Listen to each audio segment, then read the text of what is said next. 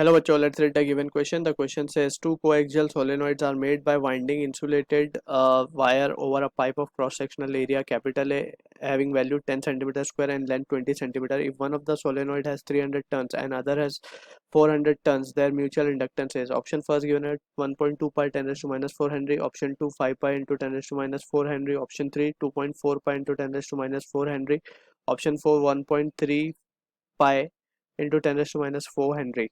So in order to understand the given question, we can consider a scenario. हमें पता है the mutual inductance phenomena क्या है. अगर एक coil में current change हो रहा है, so उसके corresponding दूसरे coil में flux change होता है, and that leads to the phenomena of mutual inductance, right? So हम यहाँ पे consider कर लेते हैं coaxial solenoid. Let's suppose we have a solenoid. एक solenoid ये है जिसे हम primary solenoid कहते हैं. इसमें ही हम current को vary कराएंगे, ठीक है. और एक coaxial solenoid हम बना लेते हैं. ठीक. कोएक्शियल मीन्स उनकी जो मीन्स एक्सिस है दैट इज सेम. और हम ब्लैक वाले के लिए क्या मान लेते हैं, इसका जो रेडियस है कॉइल का वो है R2, number of turns per unit length that is N2, and length मान लेते हैं L2 है, राइट. और रेड वाले के लिए हम क्या मानते हैं, रेड वाले के लिए हम मानते हैं लेंथ L1, R2 एंड ये N1, सॉरी R1 N1, ठीक. अब यहाँ पे हम देख सकते हैं कि I1 हम जब चेंज करेंगे, करंट I1 चेंज करेंगे, so magnetic flux associated with the second coil will be changed. और फ्लक्स चेंज होगा दैट इज phi2 में फ्लक्स चेंज होगा, it is directly proportional to current in one. So यहाँ से क्या लिख सकते हैं हम, phi2 will be equals to m into I1, ठीक है ना. यहाँ से we can say clearly this is the relation. यहाँ पे m क्या है, कोएफिशिएंट ऑफ म्यूचुअल इंडक्टेंस, ठीक है. Also we need to understand कि जो फ्लक्स आएगा phi2 का that can be written as, सबसे पहले तो जो बाहर वाला जो कॉइल है that is red colour coil over here, उसमें जो मैग्नेटिक फील्ड आएगी उसकी वजह से that is it is acting as a solenoid, so उसकी मैग्नेटिक फील्ड की वैल्यू होती है B equals to mu naught N1I, right. So यहाँ पे हम क्या लिख पाएंगे इसको, we can write this value as to be I1 कह देते हैं. सो यहाँ पे ये वैल्यू आ जाएगी हमारे पास, flux through phi2 will be nothing but it is B into A, right, that is magnetic field into area that is A2.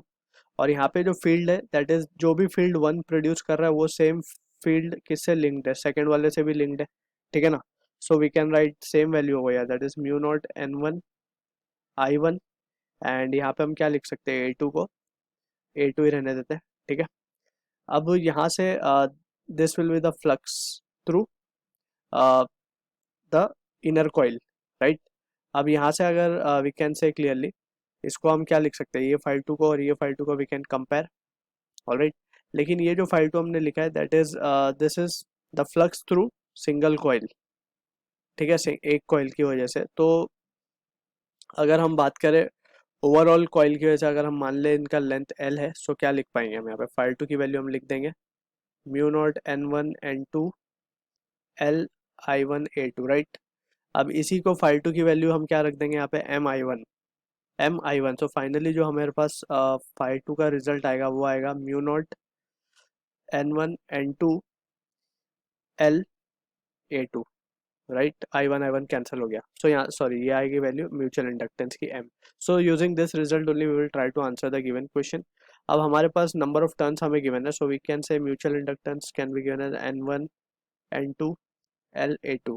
अब हमें नंबर ऑफ टर्न्स गिवन है, सो हम क्या लिख सकते हैं, N1 अपॉन L, ठीक, N2 upon L into L into A2, ठीक है ना. सो यहाँ से L L will get cancel out. So mu naught की वैल्यू हम ले सकते हैं 4 पर 10⁻⁻⁷ that is permeability of free space की वैल्यू है, into 400 into 300 into A2. A2 हमें area is also been given 10 centimetre square that is 10 into 10⁻⁴ divided by ये वैल्यू आएगी L की that is 20 centimetre means 20 into 10⁻² metre. So finally हम कह सकते हैं जो म्यूचुअल इंडक्टेंस की वैल्यू आ रही है that is coming out to be this value will be 2.4 pi into 10⁻⁴ henry. So this is the answer to the question जो कि मैच होगा ऑप्शन 3 के साथ. I hope you understood the solution. All the best.